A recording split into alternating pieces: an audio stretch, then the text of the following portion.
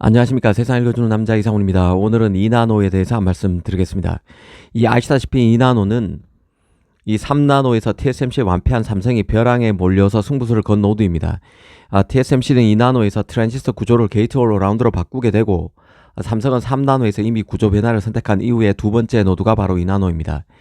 그래서 TSMC 입장에선 핀패드에서 게이트 올라라운드로 바꾼 혁신 노드고, 삼성 입장에서는 게이트 올라라운드 두 번째 노드인 만큼 진화 노드로 볼 수 있습니다. 이 얘기를 다시 꺼낸 이유는 TSMC가 최근 네덜란드 암스테르담에서 컨퍼런스 행사에서 기술 로드맵을 상세히 밝혔기 때문입니다.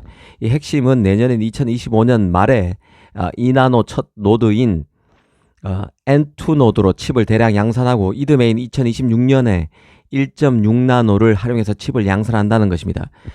그러면서 2나노 노드도 세분화해서 소개했는데요.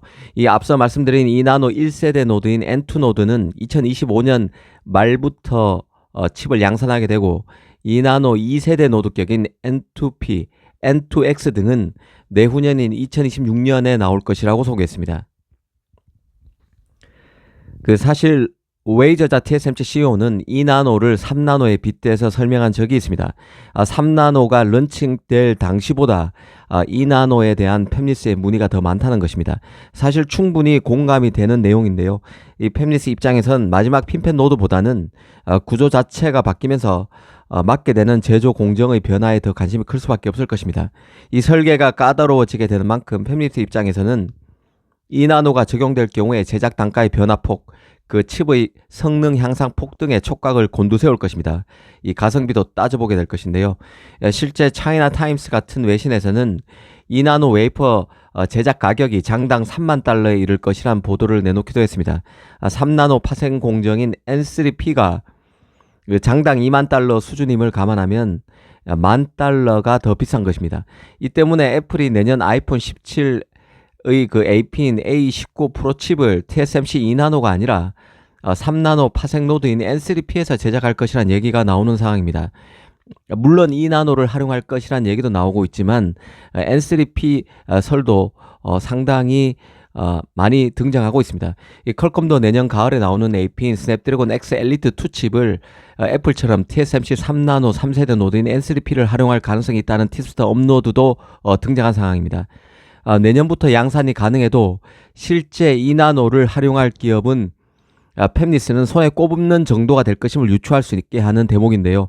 지금 최전성기를 구가하고 있는 TSMC 3나노 경우도 지난해에는 거의 매출이 없다시피 했습니다.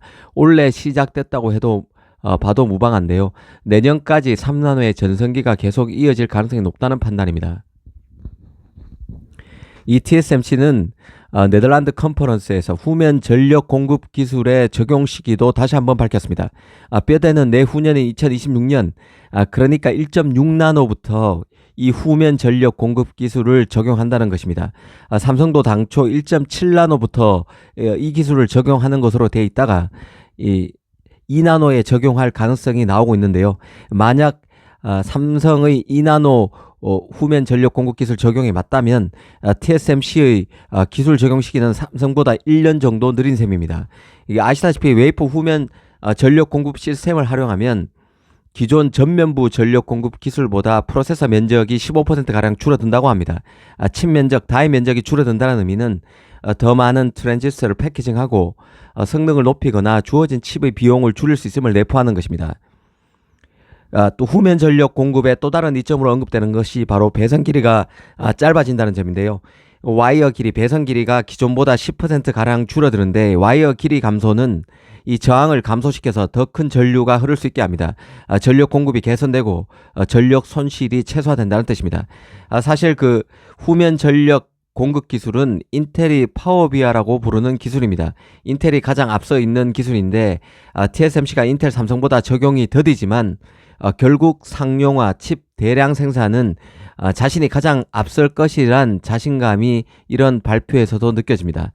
여담이지만 삼성의 경우는 엔비디아 HBM 컬 테스트가 계속 임박했다고 말해왔지만 공식 확인은 점점 늦어지고 있는 상태입니다. 계속 변화가 없는 상황이죠.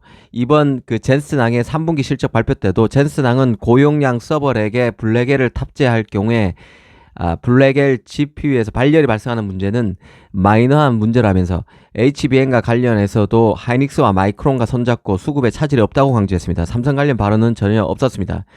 최근 삼성을 보면 그 메모리 주도권을 놓치고 있고 파운드리 추격 의지를 강조하기에도 성과가 없기 때문인지 말이 앞서는 경향이 뚜렷합니다. 초조함마저 느껴지는데요. 인텔도 마찬가지입니다.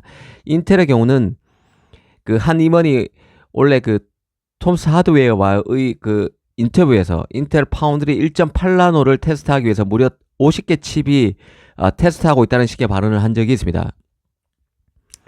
물론 사실일 수도 있겠지만 지금 인텔의 상황을 보면 허장성세의 전형이란 생각마저 들게 합니다.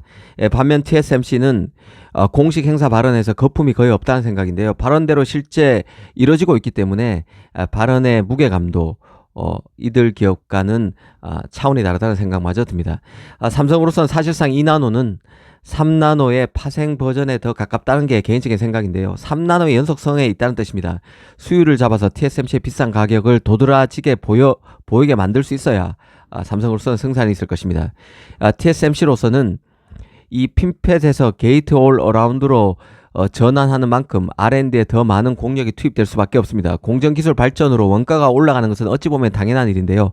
하지만 AI 칩이 대세가 되면서 팹리스들이 난이도가 높은 공정 그리고 자신에게 특화된 공정을 더 적극적으로 요구하는 추세이기 때문에 가격 견적은 예상보다 훨씬 더 높아지는 추세에 있는 것만은 분명합니다.